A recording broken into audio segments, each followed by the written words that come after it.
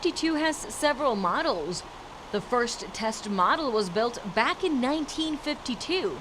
But the one you see most flying in and out of Barksdale Air Force Base is the H model, also known as the Cadillac of B-52s because of its many upgrades.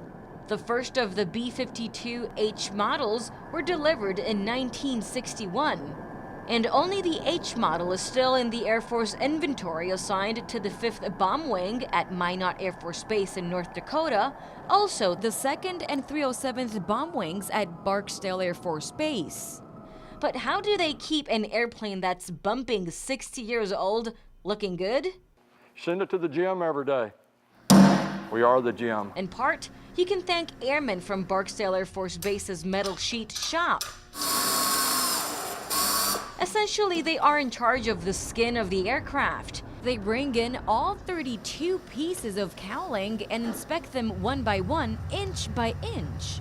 They fix cracks, change rivets, and even paint the B-52. It's our shop's responsibility to bring each and every piece into the shop. We do a visual inspection, a tap to look for loose fasteners, cracks, anything that might be missing on the piece. After every 450 flying hours, the B-52 goes out of service for major maintenance.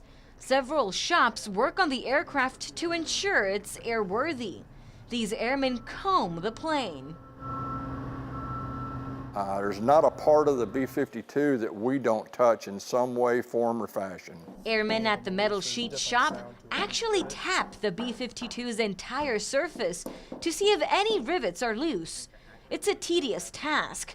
This aircraft has millions of them. So how do they change a bad rivet? As you tap along, that's a normal sound. And then when I get down to one that's a little bit loose, there's just a little bit of a rattling sound. We drill the rivet out, put a new one in, and it's not loose anymore.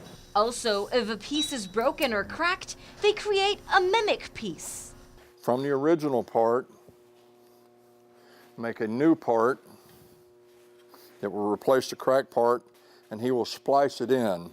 And he will do that by building what we call doublers, tying the new piece to the old piece. It'll make it stronger than it was before, and hopefully extend the life of this part so we don't have to waste money on buying a new one. No doubt it's a tough job, but the hardest job is not risking lives. Even though this job can be tedious, these airmen take pride in ensuring every flight crew makes it back home safely. Getting them home is probably more important to us than getting bombs on target. It is a proud feeling to know that what you do matters and it helps keep those planes in the sky. Because in the Air Force, family is not an important thing. It's everything. Roxette Pietri-Freeman, Ktbs 3 News.